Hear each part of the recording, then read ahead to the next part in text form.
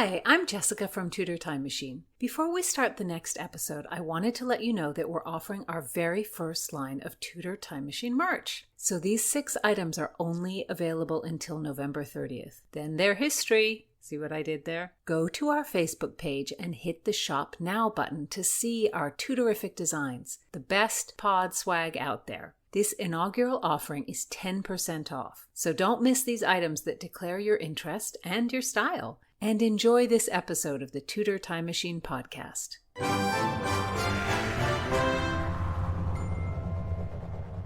Hey ho, Tudor-minded people. I'm Gage. I'm Jessica. We're Tudor Time Machine, and this is episode 35 of our podcast. Thank you so much for joining us. If you're new here, it's best to start at episode 1. This is a story project, and it goes in order. And I can't tell you how excited we are to be reaching thousands of Tudor-minded people from all over the world. It's incredible. And if you're enjoying it, support us by buying some Tudorific swag. Go to our Tudor Time Machine Facebook page, hit the shop button, and buy. We would really appreciate your support. Yes, and model your favorite Tudor Time Machine apparel, and we'll feature you on Instagram. In our last episode, we followed Constance and Philomena to Goldsmiths Hall as they searched for Thomas Wyatt's pomander. Now we're going back to 1527 to see what Margaret Wyatt has planned for her errant brother, Sir Thomas. After the reading, we'll have some fun discussing the history beyond our tale and making connections between then and now. Read on, Jessie. Chapter 35, 1527, The Palace of Greenwich, in which Margaret sends her brother away for his own good.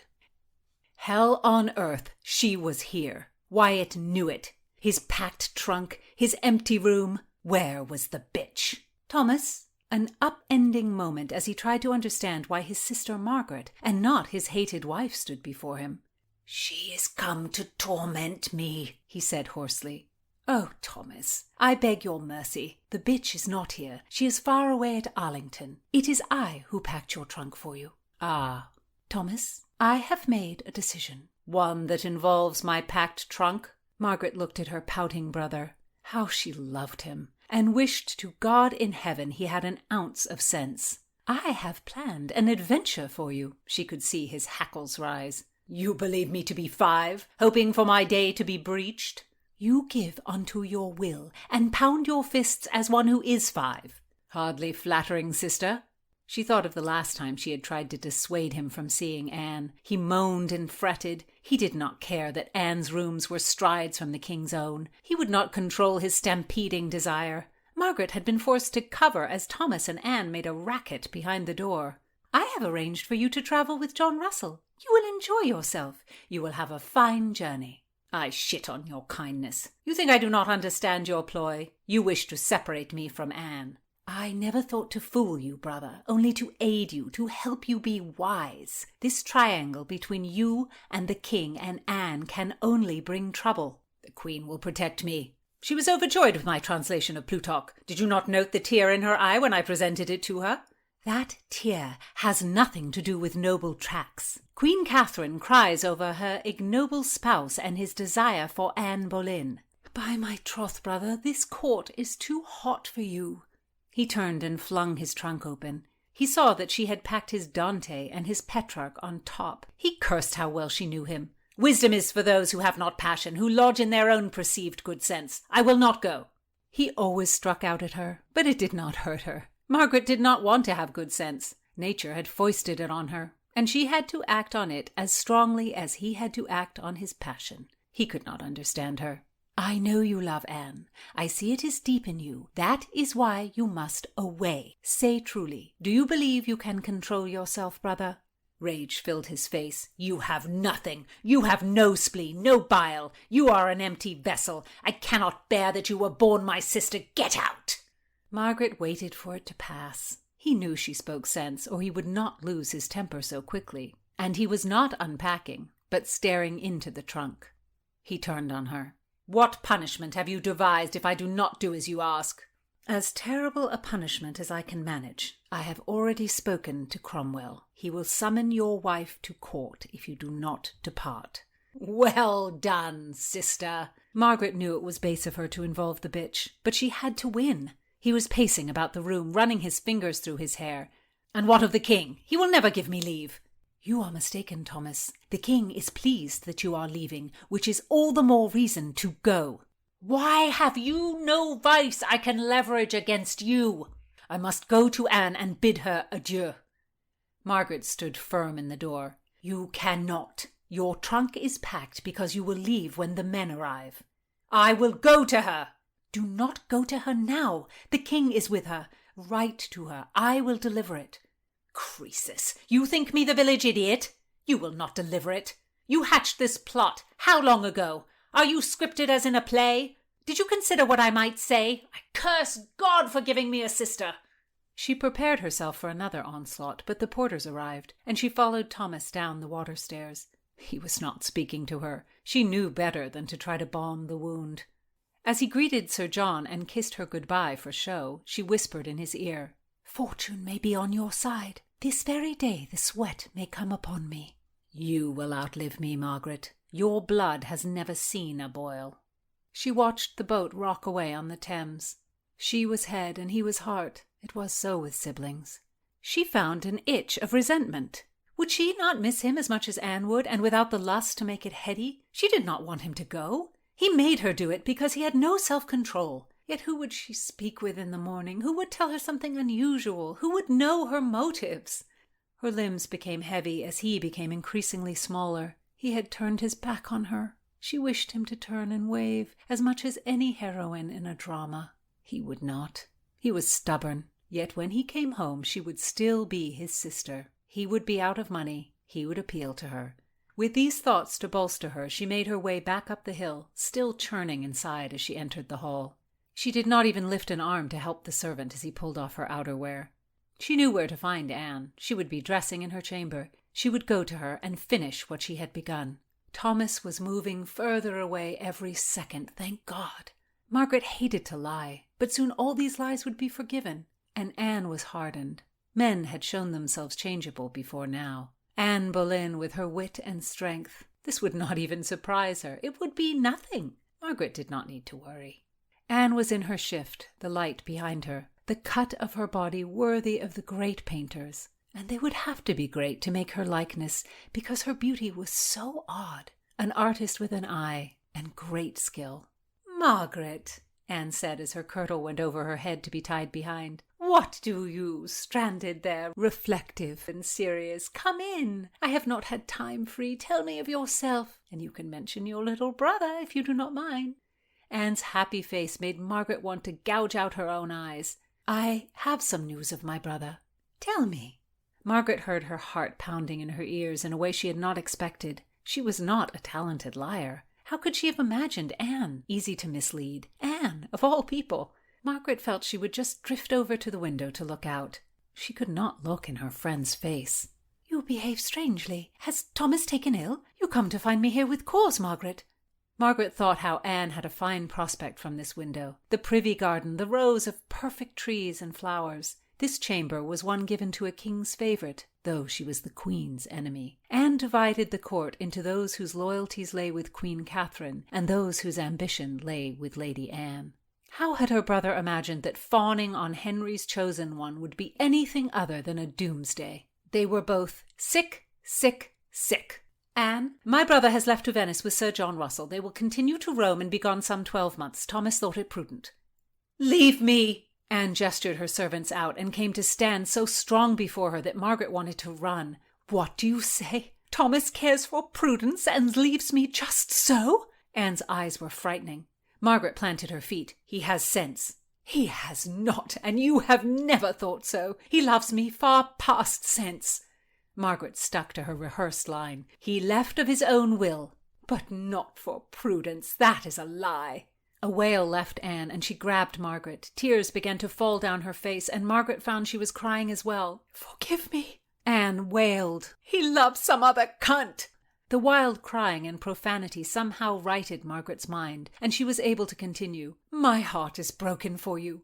He does not love me. Oh, God, oh, God. He has left, who knows why. You say, Margaret, but you will not tell me. If he left for good sense, he does not love me, and if he left for another, he does not love me. Will you tell me true? Which did he leave me for?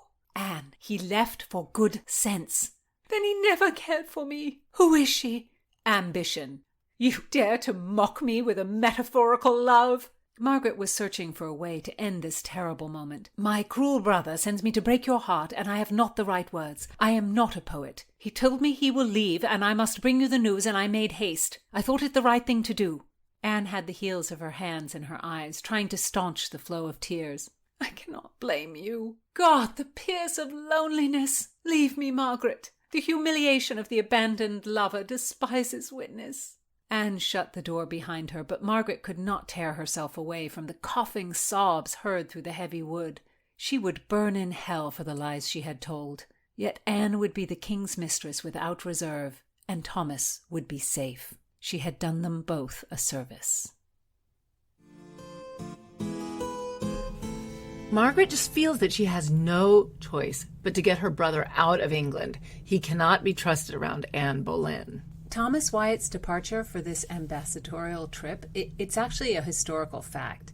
And it's very probable that Henry was very happy to see Wyatt go because of his intimacy with Anne. Wyatt went into the service of John Russell, later the first Earl of Bedford, who was at that time the special ambassador to Rome. John Russell was the father of Francis Russell, 2nd Earl of Bedford, who lent Princess Cecilia his house in 1565. John Russell was the grandfather of Lady Anne Russell, the lady-in-waiting to Elizabeth I. That's in our story. Right. So it's all, everybody's all connected. This first Earl of Bedford was 18 years Wyatt's senior, and he was a very important person at court, very tight with Henry and with Cardinal Wolsey. So this trip was a great opportunity for Wyatt. But, oh youth. Oh dear. Apparently Wyatt pissed Russell off because he went AWOL in Italy. Which sounds innocent enough to us, a young lad eating pasta, drinking Chianti, admiring the countryside. I mean, what's the harm in that, right? Sounds fun. But Italy, which remember was not a united country until the 19th century, but a group of rival states, was in the middle of the War of the League of Cognac. And this war, which dragged on for 4 years between 1526 and 1530, it was essentially a power struggle between Pope Clement and Charles V of Spain. And Charles V of Spain was Catherine of Aragon's nephew. Right. And he was a Habsburg. And as well as having dominion over all of Spain, he was also the Holy Roman Emperor. He was the guy in Europe. The empire was enormous at that time. Spain, modern Germany, Austria, Switzerland, the Netherlands, and parts of northern Italy, as well as the southern states of Naples, Sardinia, and Sicily. Of course, Pope Clement was very concerned that Charles V just had too much power. So he made a treaty with Spain's number one enemy, France. The Duchy of Milan and the Republic of Venice all came into this alliance, which was known as the League of Cognac. So its main goal in 1527 was to drive the armies of Charles V out of northern Italy. England did not sign the pact, but Henry agreed to lend support and troops to the League. Which is interesting because England had aligned with Charles against the French some years earlier. So England was kind of flipping and flopping in its allegiances. Yes, you would think England would always consider France to be its main enemy, but Henry did not want to go against the Pope. No, in 1526, he did not want to go against the Pope, despite what happened later on.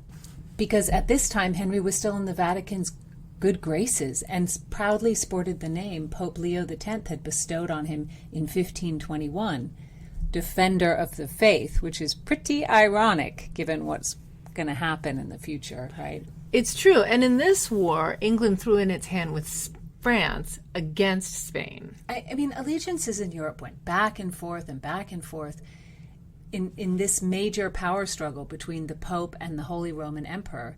It was a very tumultuous time. I mean, Europe was just constantly in an uproar. Plus, Martin Luther posted his 99 Theses in 1517, so all of Europe is splintering along religious lines. Anyway, when the Earl of Bedford and Wyatt arrived on the Italian peninsula, the whole place was just in chaos. Having gotten safely to Rome, they had a further mission to Venice, but Russell, the Earl of Bedford, fell from his horse. And while he was recovering, Wyatt went north on to Venice alone. So far so good. He was supposed to return to Rome via Bologna and Florence, but he was really stupid. Or just a 24-year-old guy not yet able to make logical decisions with his frontal cortex instead of his emotional amygdala. Just so, being 24 and without permission, he decided to go on a little detour to Feria, which was just chock-a-block with tough guy mercenaries from all over the Holy Roman Empire on the side of Charles V, who were well aware that England was on the side of their enemies, the League of Cognac. It was a little bit like an American going AWOL in North Korea. No good could come of it. Right, of course, and Wyatt was immediately captured. And knowing his status and his proximity to the English king, these troops, these mercenaries, began negotiations for a ransom. Still, that was a good outcome. If he had been any less important a courtier, they might have killed him. Well, they demanded 3,000 ducats, which is well over $500,000 in today's money, and nobody was running to pay that. It's not entirely clear from the state papers what enabled Wyatt's release. One letter to Wolsey from Rome complains of Wyatt's recklessness and says that the ransom was paid. But another letter from Russell to Wolsey claims that Wyatt escaped. And it would be kind of fun to know the details of that daring do. I know. Our man Wyatt, weaponless, half-starved, single-handedly battles his way through 100 armed Italian thugs. Or maybe he disguised himself as a servant and stole through the sleeping camp in the dark of a moonless night. That'd be a good story. It would be. But probably it was more boring and costly and pissed off Pope Clement. And he sent the 3,000 ducats, and a chagrined Wyatt was escorted back to his boss, the Earl of Bedford. I feel like that's probably what happened, because don't you feel like if Wyatt had escaped in some incredible way, he would have written about it, and it would have become like lore. Either way, whether he escaped or the ransom, or the whole situation says something about, our poet's character. His biographer, William Siddons, puts it this way, quote, "This incident in the Italian journey may illustrate a certain daring, a heedlessness of consequences, which seems to have marked his character at this time, and which betrayed him into situations of unjustifiable exposure." You can tell this biography was probably written in 1905. Yes. But basically, at this point, Wyatt was a reckless young man. And in our story, Thomas Wyatt is certainly reckless, and he certainly takes chances, such as continuing his infatuation with Anne Boleyn. Yeah, and we think he really did continue that infatuation. And a lot of his poetry bears that out, despite the danger of Henry's desire for Anne. Wyatt considers himself as free as Henry at this point. As he says in another chapter, Henry is also married. Yeah, Wyatt separated from his wife Elizabeth Brooke at about this time. He said the breakup of their marriage was chiefly her fault. Surprise, surprise, right? And accused her of adultery, although she was never linked with one man. So it's really hard to know if that was the case. I don't know. We don't have her side of the story. And her infidelity would be the only excuse Wyatt would have for not living with her at this time. And we've talked about this divorce from bed and board before in other chapters. But in this time period, being married gave each member of the couple a legal right to have sex with their spouse, and therefore they legally had to live together unless a separation was allowed. This kind of legal separation meant that the couple could live separately, but that Wyatt would still need to maintain his wife legally. So that's support her, pay for her. And also his heir, his child, Thomas the Younger, was still considered legitimate. but that neither Elizabeth nor Sir Thomas Wyatt the Elder could remarry. But this kind of divorce could be renegotiated, especially with the king's intervention. Henry was famously very disapproving of any kind of separation of couples, which again is a big irony. And Margaret uses this threat of Elizabeth Brooke being summoned to court by royal order as an incentive to get Wyatt out of town. And the king could compel Wyatt to live with his wife. Henry had that kind of power in your personal life. Of course. He's a big fat hypocrite. Yes, he's a big fat hypocrite. When he left England, Thomas Wyatt probably didn't know that he was actually forwarding Henry's plans to end his own marriage with Catherine of Aragon. Because the real purpose of this ambassadorial mission Wyatt and John Russell had been sent on to the Vatican was to question Pope Clement on Henry's behalf about an annulment from Catherine of Aragon. The chances are that Wyatt was just carrying letters and papers from the king. He wouldn't actually have necessarily known that was their mission. Specifically, what Henry wanted was for Clement to determine that his predecessor, that's the Pope's predecessor, Pope Julius, had erred in allowing Henry's marriage because of Catherine's previous marriage to his brother, Prince Arthur.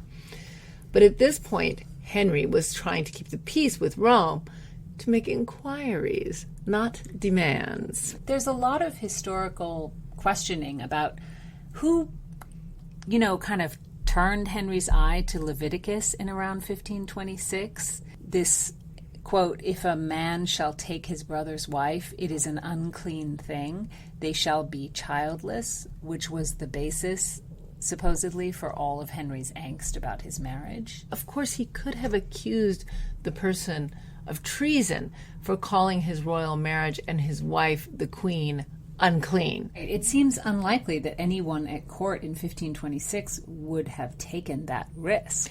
It was certainly not Cardinal Wolsey who put the thought of annulment into Henry's head. Wolsey was Henry's most senior counselor, his personal priest, and the Pope's legate or representative in England, so he had the king's ear on spiritual matters. But I read that when Henry first went to Wolsey with his concerns, Wolsey was all reassuring, "Oh no, don't worry, sire. Your marriage to the queen is super duper clean. Nothing is more tidy." Which was not exactly what Henry wanted to hear. No. Wolsey read the situation completely incorrectly. And Henry was doing that thing that people do when they don't want to be obvious about what they actually want. He sort of put out feelers without really committing. Like, I'm not saying I want an annulment. I'm just saying we should find out from the Pope if he thinks I upset God by marrying Catherine in the first place. Just to put my mind at rest. Like, you understand. Because Henry also decided to ignore Deuteronomy, which states that the brother of a man who dies without children is permitted, even encouraged, to marry the widow. And because Deuteronomy came after Leviticus, it kind of cancels Leviticus. I don't want to say, I don't know exactly, but that Deuteronomy should be sort of held above Leviticus. The Bible is full of contradictions. It's easy to pick and choose something to support your position. Yeah. And maybe Wolsey quoted Deuteronomy to Henry just to reassure him. And Henry was like, "What? I can't hear you." The time this chapter takes place, Henry hadn't made any formal declaration about his marriage. He kept his appeal to Pope Clement hushed up. And Catherine herself, poor Catherine, she just had no idea what was going on. Obviously she knew that Henry was obsessed with having a male heir and that she herself would very likely not have any more children. Henry actually pretty much made that definite when he stopped sleeping with her in about 1524 or 25. But I don't think she ever would have imagined that he would try to annul their marriage after 20 years and go behind her back to the Pope. No, and also I don't think most courtiers considered it. Appearances were kept up.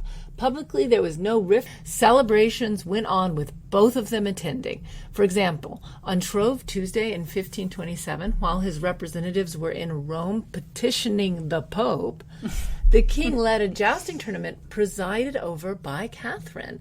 And then they continued the celebration in her apartments. Yeah, and this was kind of another way that Henry was almost doing that thing that people do where he's sort of taking the responsibility of this entire line of questioning out of his own hands, right? He's sort of saying, I'm not bringing this up for myself. I'm bringing it up because it must be brought up, because it's the right thing to do. He wasn't sleeping with Catherine at this time, but I still don't think that would have necessarily made alarm bells about him trying to annul their marriage go off in Catherine's head. Who knows? We can't get into Catherine's mind, but I'd certainly like to know. And, you know, what was going on with Anne Boleyn must have been very obvious. And also Anne was at all of these celebrations. As Catherine's maid of honor, she would have had to attend. Her mistress, the queen, even as she herself was receiving the king's attention, her own rooms and, you know, all these lavish gifts being piled on her by Henry. Yes, but again, I don't think that would have surprised anyone. Henry had other mistresses, and he was very generous with them. It's hard to know how his liking for Anne was perceived and how seriously people took it.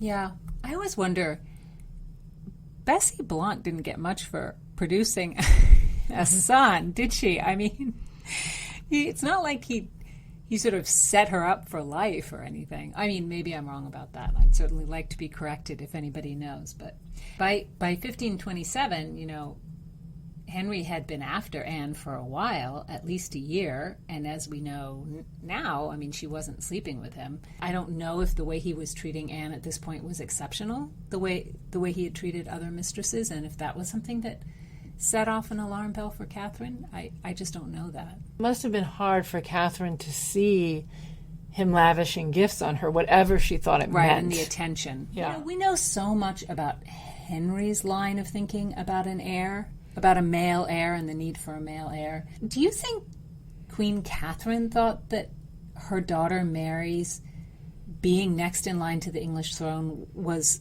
acceptable? Was something that was okay? Do you think she sympathized with Henry's fear of leaving his throne to a woman? Do you think she shared his obsessional fear?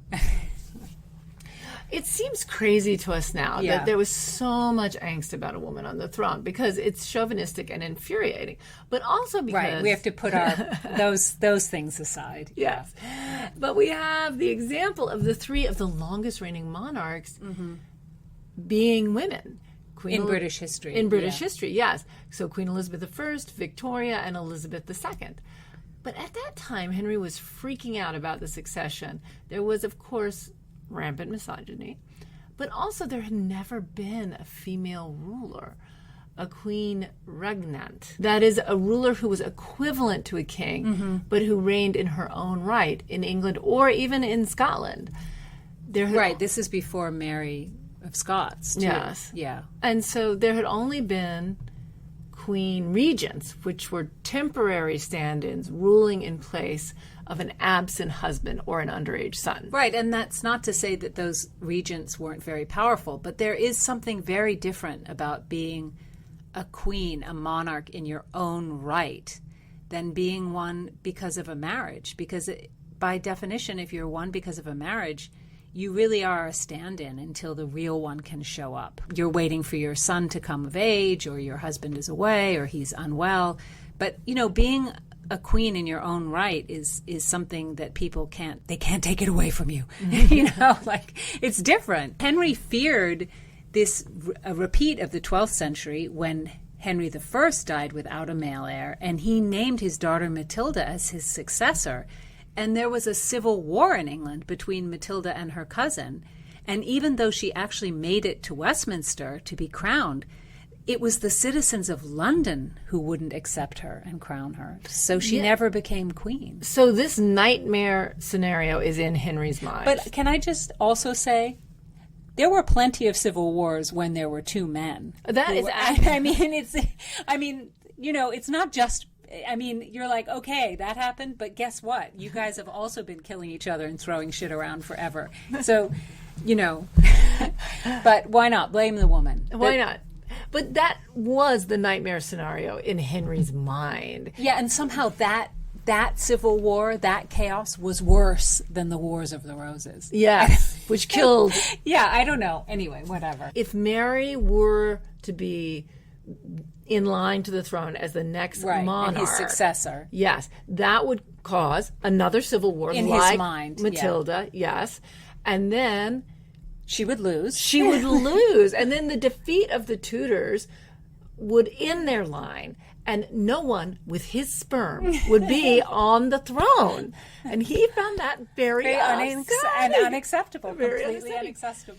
Whereas Catherine of Aragon had the example of her mother, Isabel of Castile, who was the queen regnant in her own right of Spain, and she could hold that up to Mary.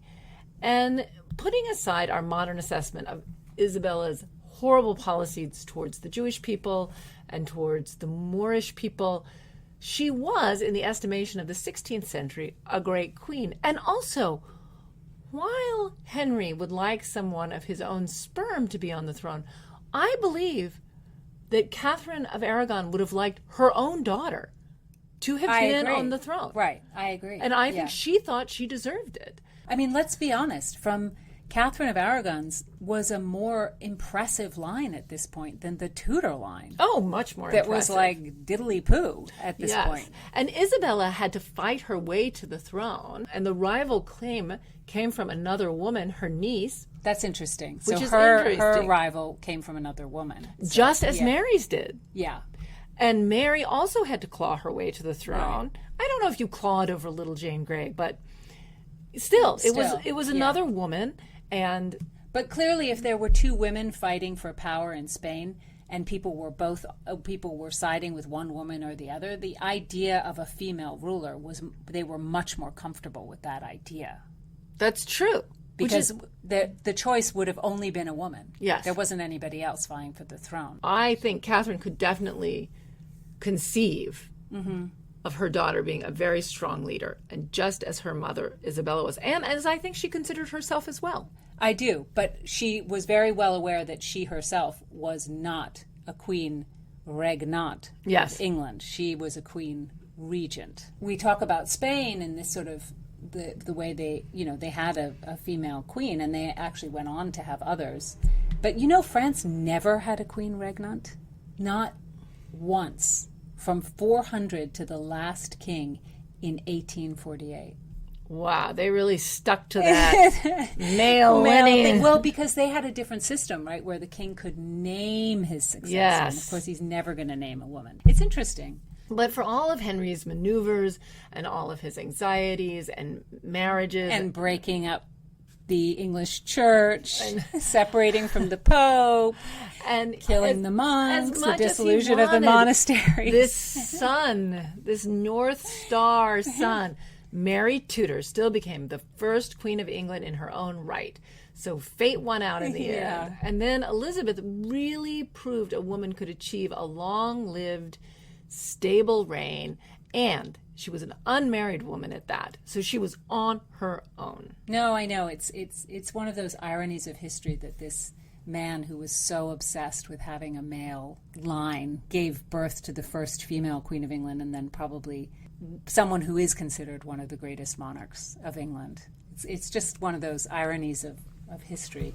Henry couldn't see that, despite the words that Shakespeare puts in his mouth in his play Henry VIII, where Henry VIII has this speech about what a wonderful queen Elizabeth's going to be, which is really funny. But anyway, in 1527, Henry saw himself with very limited options for the succession, none of which he liked. Catherine had 6 pregnancies in 9 years, which is very hard. Tough, yeah. She'd only had 1 living daughter. And in 1525, Henry pretty much accepted that Catherine would not have any more children. And in that same year, he also had an accident that almost killed him, which seems to have made him think a great deal about the succession. Right, and his own mortality. And, this accident was like a complete kind of macho fail, because Henry was out hawking, and instead of going around a mud-filled ditch, he decided it would be a great idea to pole vault it with a stave. you're the king and you think, oh, I'll just risk everything by pole vaulting a ditch. And not at 18, at 34. And the stave snapped, and Henry went headfirst into the mud. It was the kind of stunt that might be featured in the 16th century version of Jackass. Regard my prowess, gentlemen. Then bam, the king was knocked unconscious in a foot of oozing mud. I mean, he would have drowned. He was knocked completely unconscious. What an embarrassing way to go. Senseless and suffocated by mud. I know.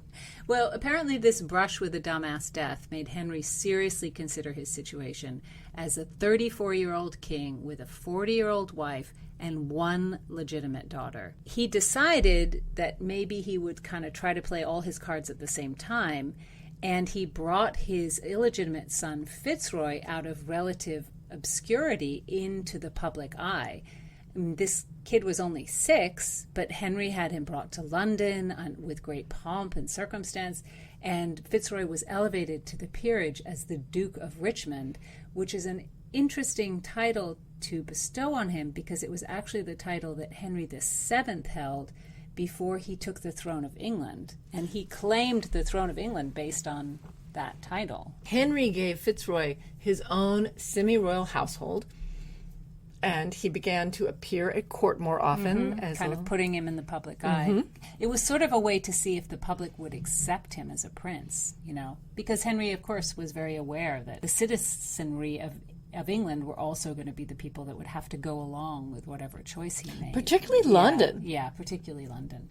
And at the same time, you know, just to keep it all afloat, Henry sent the child Princess Mary to her own royal household at Ludlow Castle to preside over affairs in Wales, which again is interesting because essentially he was giving her the duties of the Princess of Wales, if not the actual title. So it also seemed as if he was sort of positioning her to take the throne. So he's got these two people at the same time. But simultaneously, he's feeling out the possibility of an annulment, and he's having Wolsey continue to seek out a political marriage for Mary. So he's just like trying everything. Yeah, he's kind of throwing it all up and seeing what will stick.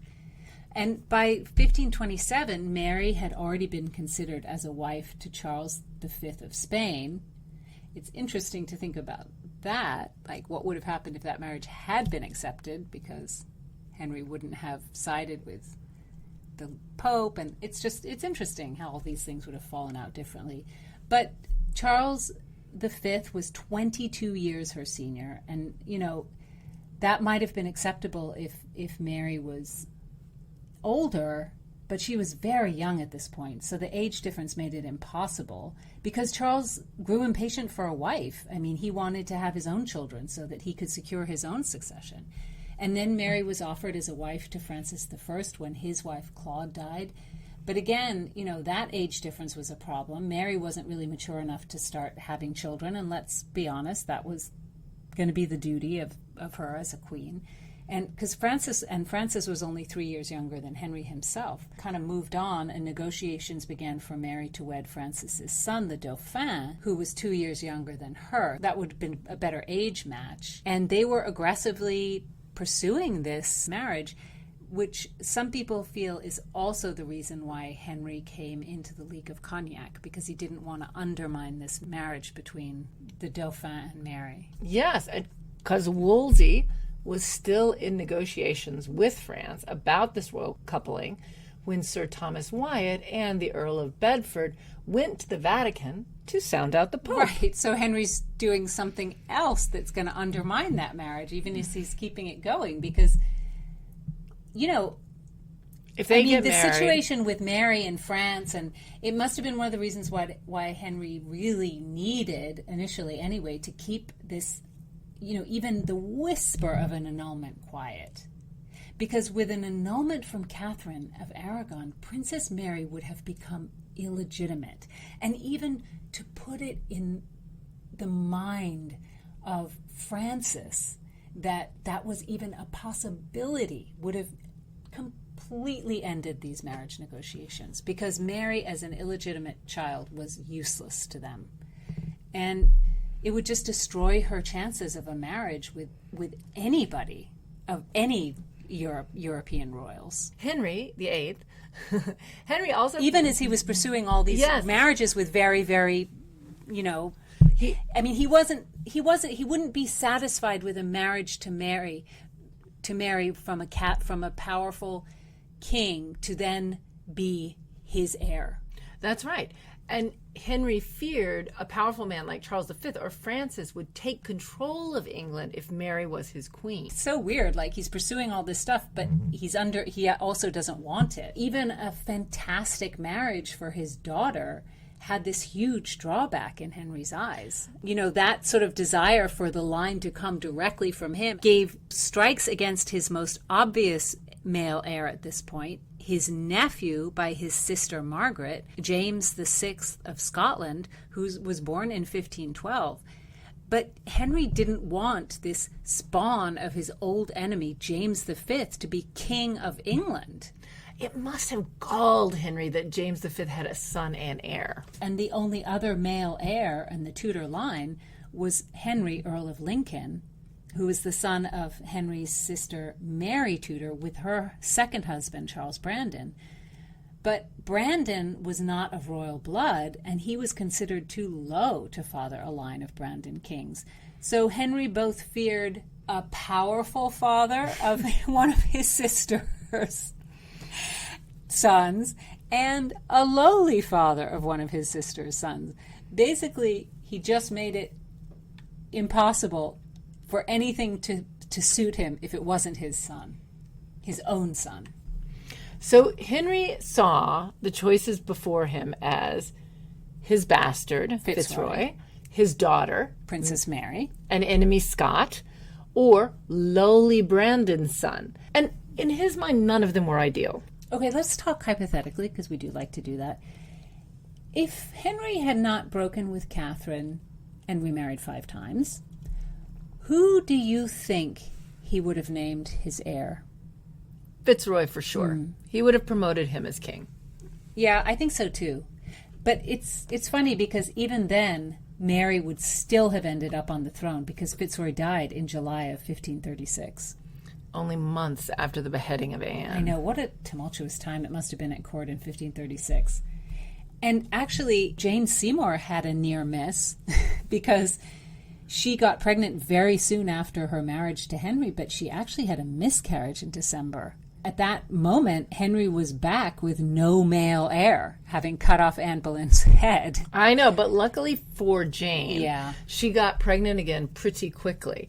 Because who knows what Henry would have done if she had not. No, indeed. But in this chapter, we're in 1527, and Margaret Wyatt could not have foreseen that Anne Boleyn would be Henry's second wife. She just wants to get her brother out of England so he does not have to have his head cut off by this jealous king. No, her desire is simple. Get her brother out of trouble. Yeah. Next time we'll return to 1565 and we'll look on at the New Year's celebrations at Elizabeth's court, where the rivalry between Princess Cecilia and Queen Elizabeth is on full display. So please consider going to our page, hitting the shop button, and finding the Tudor swag that best suits you. We really, really appreciate and rely on your support. So join us next time for more Times Riddle and more Tudor-minded talk.